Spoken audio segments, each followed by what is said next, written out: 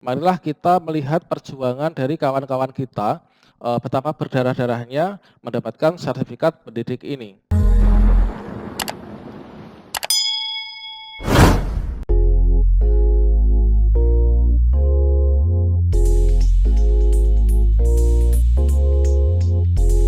Assalamualaikum warahmatullahi wabarakatuh, sobat-sobat calon guru, selamat datang di channel Calon Guru. Sobat semuanya, pada video ini kita akan melakukan pembahasan terkait tentang hal yang sedang hangat diperbincangkan sobat semuanya, yaitu bagi sobat-sobat yang memiliki sertifikat pendidik ya untuk guru honorer melamar formasi P3K Guru tahun 2021. Mengapa di sini sertifikat pendidik langsung mendapatkan afirmasi Serdik 100% teman-teman untuk kompetensi teknis? Padahal hanya selebar kertas ya. Seperti yang kita ketahui teman-teman, dalam kompetensi teknis untuk seleksi P3K Guru, di sini bagi teman-teman yang memiliki sertifikat pendidik ini mendapatkan afirmasi sebanyak 100%, yaitu dengan memperoleh nilai maksimal 500 poin teman-teman. Ini lebih besar ya, dan paling besar di antara afirmasi-afirmasi yang lain, baik itu usia 35+, disabilitas, honorer K2, maupun gabungan dari usia 35+, honorer K2, maupun juga ditambah dengan disabilitas. Mungkin bagi sobat-sobat guru honorer yang menganggap bahwa sertifikat pendidik itu hanyalah selembar kertas, mengapa bisa mendapatkan afirmasi sebanyak 100%. Nah, pada video ini kita akan memberikan sebuah penjelasan terkait betapa berharganya sertifikat pendidik, baik itu bagi peserta didik ataupun bagi pemerintah. Jadi wajar saja teman-teman bahwa pemerintah itu memberikan apresiasi yang tinggi ya kepada Bapak Ibu guru yang sudah bersertifikat pendidik, sehingga memberikan afirmasi Serdik sebanyak 100% untuk kompetensi teknis dalam seleksi P3K Guru tahun 2021. Dan di sini admin sendiri bukan bermaksud untuk membela siapapun teman-teman, termasuk bagi sobat-sobat guru honorer yang memiliki sertifikat pendidik ataupun yang belum memiliki sertifikat pendidik, atau mungkin teman-teman yang memiliki afirmasi lain yang untuk afirmasinya itu di bawah dari sertifikat pendidik. Namun sebelum kita lanjutkan, perlu saya ingatkan bagi teman-teman yang mungkin baru pertama kali menemukan channel ini, silahkan klik tombol subscribe-nya dan aktifkan notifikasi loncengnya, serta bagikan video ini kepada teman-teman yang lain, sehingga nanti jika ada update video terbaru, teman-teman tidak akan ketinggalan informasi. Sobat-sobat semuanya, perlu kita ketahui bersama bahwa untuk mendapatkan sertifikat pendidik ini memerlukan perjalanan yang panjang dan juga perjuangan yang berdarah-darah. Di sini kita ambil gambaran teman-teman, gambaran pelaksanaan PPG dalam jabatan tahun 2021 yang dilaksanakan secara daring. Untuk PPG tahun-tahun sebelumnya tentunya juga sistemnya tidak jauh berbeda. Namun untuk di sini perbedaannya mungkin dalam mode untuk PPG-nya, baik itu luring maupun daring teman-teman. Kalau misalkan belum ada pandemi, itu masih bisa PPG dalam jabatan yang luring ya. Kemudian karena di sini kita sudah masuk pada masa pandemi yang nggak selesai-selesai, ini dilakukan secara daring. Ini juga berlaku teman-teman untuk teman-teman yang mendapatkan sertifikat pendidik dari jalur mandiri ya. Ini sistemnya tidak jauh berbeda dengan PPG yang dalam jabatan. Oke, sobat semuanya, di sini kita gambarkan untuk teman-teman yang memiliki sertifikat pendidik berasal dari PPG dalam jabatan. Sobat semuanya, perlu kita ketahui bersama bahwa untuk bisa mengikuti PPG dan pada akhirnya ini ditetapkan sebagai guru profesional yang bersertifikat pendidik, ini adalah alurnya sangat panjang sekali ya teman-teman. Yang pertama, ini adalah diambil dari guru dalam jabatan yang belum bersertifikat pendidik.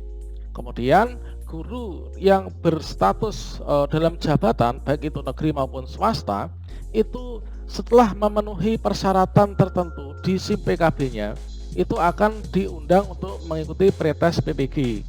Baru pada tahap pretest PPG saja teman-teman, ini kita harus memenuhi persyaratan-persyaratan tertentu supaya kita diundang pretest PPG di SIM PKB. Coba kita cari bersama teman-teman terkait tentang yaitu syarat diundang pretest PPG. Ini kita enter.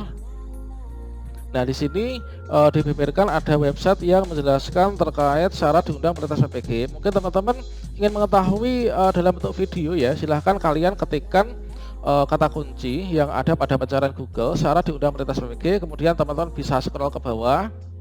Nah, di sini ada video saya yaitu tips supaya diundang prioritas PPG, kemudian cara daftar prioritas PPG, dan juga kapan pendaftarannya. Oke, di sini kita cek teman-teman untuk yang pertama, syarat yang harus wajib dipenuhi oleh guru supaya diundang prioritas PPG. Kita klik di sini dari Odiska ini ya. Supaya diundang untuk prioritas PPG, ini saya rangkum setidaknya ada beberapa poin ini teman-teman. Mungkin ada hal yang kurang. Ini seingat saya ada ini ya. Yaitu bagi teman-teman yang ingin diundang prioritas PPG itu sudah mengalami perjuangan ini. Harus memiliki ijazah S1 atau D4 yang linear, kemudian harus terdaftar di Dapodik. Nah, di sini sebelum kita lanjutkan, di sini untuk ijazah yang linear itu ijazah yang linear dengan mapel atau kelas yang diajar ya. Kalau misalkan S1 PGSD itu berarti linearnya ngajar di guru kelas. Kemudian terdaftar di Dapodik teman-teman untuk masa tertentu, entah itu berapa tahun ditentukan, biasanya per tahun ada aturannya. Kemudian memiliki akun SIM PKB. Syarat supaya bisa mengaktifkan akun SIM PKB itu adalah terdaftar di Dapodik. Kemudian memiliki NUPTK, kemudian memiliki SK Yayasan, ini adalah untuk yang guru-guru dari sekolah swasta pada masa kerja tertentu. Tentunya yayasan itu memberikan SK Yayasan dengan syarat-syarat untuk masa kerja tertentu. Kemudian SK dari PPK, Pejabat Pembina Kepegawaian. Kalau misalkan di SMK itu adalah dari gubernur. Kalau misalkan yang SD SMP yang negeri teman-teman, ini adalah dari bupati ya biasanya, atau kepala dinas. Kemudian dan memiliki masa kerja tertentu. Ini adalah syarat supaya bisa diundang prioritas PPG. Berikutnya di sini jika kita memenuhi syarat untuk diundang prioritas PPG, maka kita mengikuti prioritas PPG. Undangan prioritas PPG itu diundang melalui akun SIM PKB masing-masing teman-teman. Jadi kita bisa melihat pada gtkbelajar.kemdikbud.go.id, kita bisa klik masuk. Kemudian kita masuk melalui akun kita, kemudian kita bisa klik masuk. Kemudian di sini kita akan mendapatkan undangan untuk prioritas PPG. Kemudian jika kita lolos prioritas PPG akan ada tulisan seperti ini.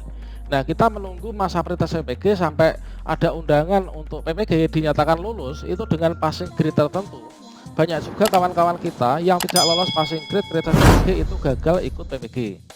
Nah, jika kita lolos prioritas PPG maka akan ada tulisan Anda dinyatakan lulus tes akademik calon peserta PPG Daljab. Kemudian ketika kita klik selengkapnya teman-teman, kita akan dimasukkan pada sistem simpkb.go.id. Setelah kita dinyatakan untuk seleksi akademik atau prioritas PPG itu lulus, maka di sini ada tahapan-tahapan yang harus kita lakukan, yaitu masih mengikuti seleksi akademik, ini sudah ya prioritas PPG. Kemudian mengikuti seleksi administrasi, kemudian konfirmasi kesediaan, kemudian penetapan peserta, kemudian lapor diri. Nah, pada masing-masing tahap ini ada tahapan-tahapan hal-hal yang harus dilakukan. Nah, di sini kita memang banyak sekali kebenarannya bagi teman-teman yang sudah bersertifikat pendidik bahwa Serdik itu perjuangannya berdarah-darah ya. Di sini saya sendiri juga mengalami hal itu teman-teman. Ini adalah pada saat kita baru ikut seleksi administrasi untuk mengikuti PPG dalam jabatan. Selanjutnya kalau misalkan kita sudah selesai seleksi administrasi, maka di sini akan ada LMS yang bisa diakses teman-teman. Nah, di sini ada banyak sekali kegiatan-kegiatan yang sangat-sangat menyita waktu, pikiran dan juga tenaga. Nah, di sini kita bisa klik pada diklatku ini. Pada kegiatan PPG dalam jabatan, di sini ada bagian-bagian yang harus kita selesaikan. Di sini kita coba untuk masuk, apakah masih bisa diakses. Nah, ini teman-teman, ada tahapan yaitu pendahuluan, kemudian pendalaman materi, perancangan pembelajaran, uji komprehensif dan juga praktik pembelajaran. Nah, ini yaitu mulai dari pendalaman materi untuk alurnya, kemudian pengembangan perangkat pembelajaran. Jadi peserta PPG atau mahasiswa PPG itu diajari teman-teman tentang bagaimana sih menjadi guru yang profesional. Itu mulai dari awal ada pretest, kemudian berikutnya diberikan pendalaman materi terkait tentang standar yang baik untuk menjadi seorang guru itu bagaimana. Di sini diberikan pendalaman materi teman-teman. Ini memerlukan waktu yang sangat panjang sekali.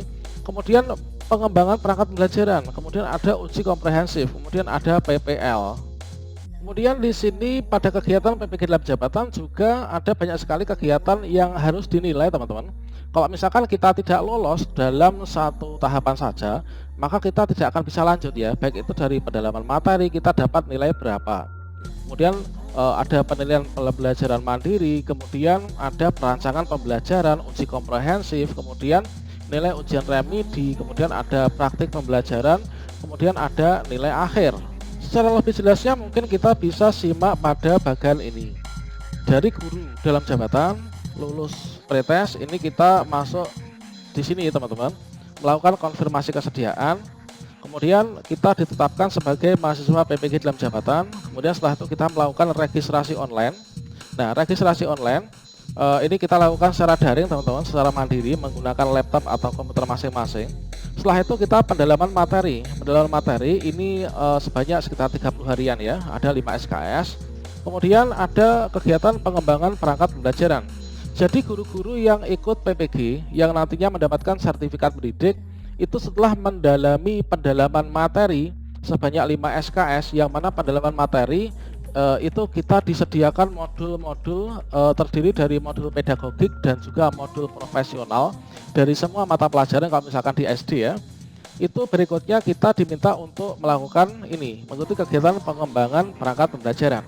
Jadi kita diajari ketika ingin masuk kelas untuk mengajar siswa-siswi kita harus mempersiapkan kita itu nanti mau ngajar apa. Kita siapkan untuk perangkat pembelajaran. Nah, di sini waktunya adalah sekian hari ini. Selanjutnya setelah itu teman-teman, ini masuk tahapan review perangkat pembelajaran. Kemudian ada refleksi juga. Nah, setelah itu ada ujian komprehensif. Selanjutnya kita diminta untuk PPL, yaitu praktek pembelajaran lapangan. Nah, di sini PPL, kemudian setelah itu direview PPL, kemudian PPL 1, PPL 2, kemudian PPL 3. Nah, setelah itu masuk ke UKM PPG. UKM PPG terdiri dari 2 bagian, yaitu ada uji kinerja dan juga UP, uji pengetahuan. Untuk yang uji kinerja terdiri dari UKIN portofolio dan juga UKIN pembelajaran.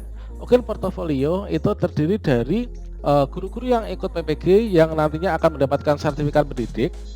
Itu diminta untuk mengumpulkan portofolio kegiatan-kegiatan yang bermanfaat untuk dikumpulkan, baik itu ada hasil yang berguna, kemudian ada sertifikat-sertifikat diklat, atau mungkin juga keaktifan di organisasi dan lain sebagainya. Kemudian kita praktik pembelajaran teman-teman.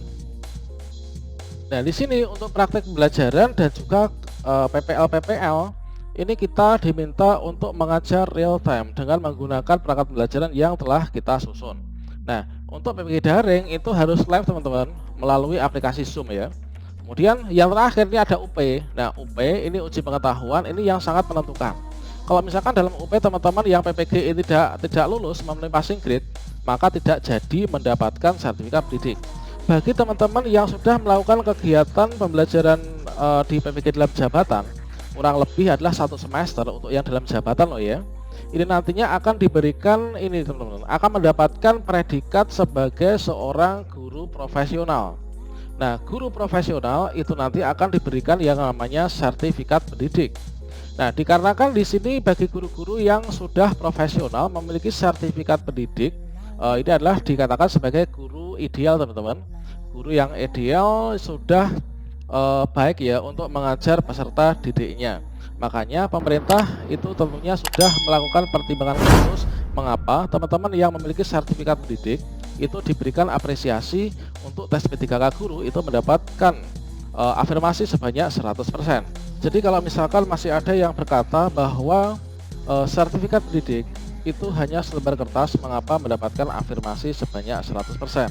Marilah kita melihat perjuangan dari kawan-kawan kita, betapa berdarah-darahnya mendapatkan sertifikat pendidik ini.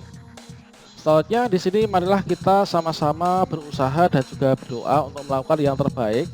Semoga di tahun ini kita lolos untuk P3K guru ya, dan bisa bermanfaat untuk bangsa dan negara kita dalam mencapai tujuan dari pembukaan Undang-Undang Dasar 45, yaitu mencerdaskan kehidupan bangsa.